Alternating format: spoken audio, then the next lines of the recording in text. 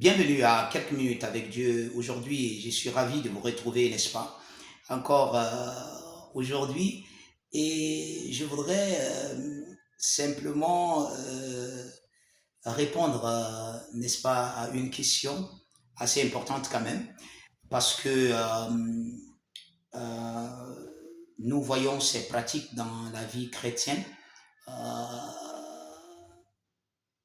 le bien-aimé voudrait savoir si utiliser ou bien asperger le sang de Jésus sur les choses ou bien dire que je le couvre par le sang de Jésus et des trucs comme ça.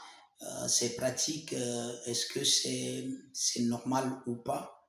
Ok, je dirais simplement que euh, il faut utiliser le nom du Seigneur Jésus. C'est suffisant.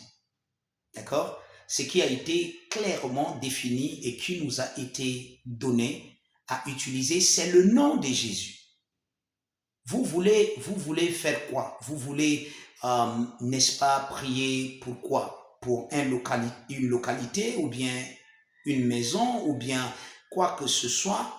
Vous voulez asperger le sang de Jésus sur quoi?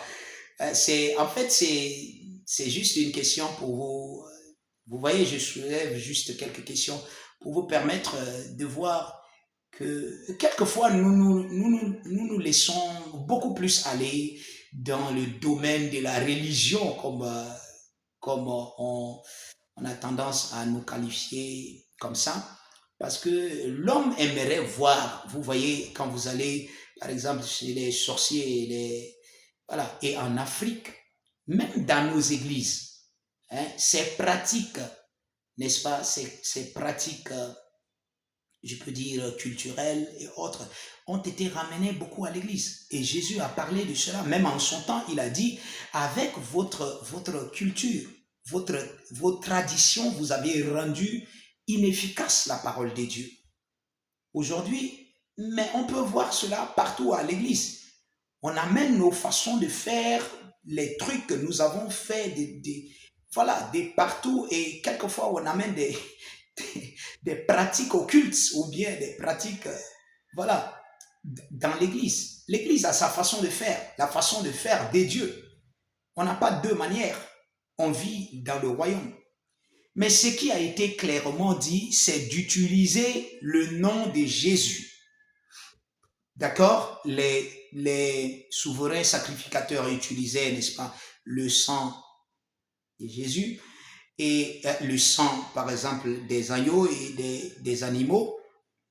Maintenant, le sacrifice qui a été fait, le sacrifice ultime, le sang qui a été présenté par Jésus à son Père, c'était son sang à lui-même. La Bible dit le sang qui parle plus que le sang d'Abel. Gloire à Dieu. Et ce sacrifice a été fait une seule fois. On peut s'en souvenir. Oui, on peut s'en souvenir pour notre victoire. On peut s'en souvenir pour notre victoire. Mais il est notre souverain sacrificateur. Donc s'il y a quelqu'un qui devrait utiliser ce sang, c'est bien le Seigneur Jésus-Christ. Et il l'a déjà fait. Il nous dit d'utiliser son nom pour n'importe quoi que vous voulez avoir. Si c'est la protection que vous cherchez, vous avez la protection dans le nom du Seigneur Jésus-Christ. Si c'est, n'est-ce pas, bénir quelque chose, si vous voulez invoquer la grâce de Dieu sur quelque chose, vous avez le nom de Jésus-Christ. C'est suffisant pour faire cela. Vous n'avez pas besoin d'asperger le sang. Pour ma part, c'est ce que je pourrais, n'est-ce pas, vous dire. Mais si vous avez d'autres avis, faites-le moi aussi savoir, puisque voilà ce que je sais. Il y a des questions, je crois qu'il y a une question que j'ai répondu entre-temps sur l'huile d'onction ou sur l'eau bénie. Je crois que j'ai répondu à ces questions aussi ici. Pourquoi est-ce que nous ne faisons pas, euh, nous n'utilisons pas cela, mais d'autres peuvent utiliser, d'accord? D'autres peuvent utiliser, par exemple, huile pour huile d'onction ou bien pour n'est-ce pas, euh, ok, pour n'est-ce pas, certaines certaines cérémonies euh, d'appel dans le ministère et autres, on peut utiliser cela. C'est une figure que les gens utilisent, euh, mais on n'est pas obligé de faire comme ça. On n'est pas obligé d'utiliser de nos jours. Nous prions, nous pouvons imposer les mains aux gens et faire cela, et c'est suffisant. Merci, que Dieu vous bénisse.